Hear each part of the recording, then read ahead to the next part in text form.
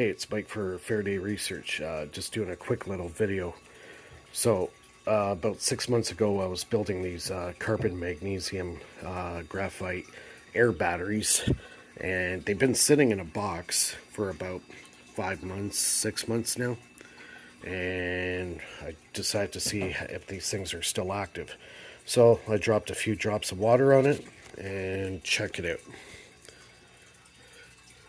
1.63 volts.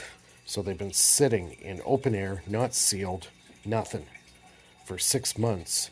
Drop a few drops of water on it, I got 1.63 volts. So it just goes to show that these batteries do last. And they can last for a long, long time. So, yeah. If you haven't subscribed to the channel, bottom right hand corner, give me a thumbs up if you like the video. Yeah, it's, like, been sitting for 6 months in a box, not sealed.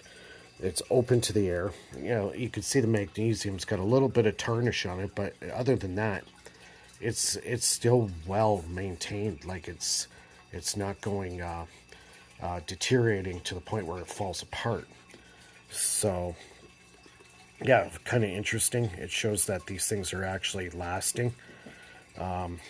They'll dry out and eventually the power goes out. I tried it with no water on it whatsoever, and it was putting out 700 millivolts. So about almost 3/4 of a volt. And rehooked it up, and yep, sure enough, I got 6.2 volts. Put a little bit of water on it, she came back to life. So just food for thought, everybody. Try making them. It's basically carbon magnesium rod with a 1-inch piece of copper wire. Drill it through the center of the copper graphite rod. Stick 1/2 inch in, 1/2 inch out.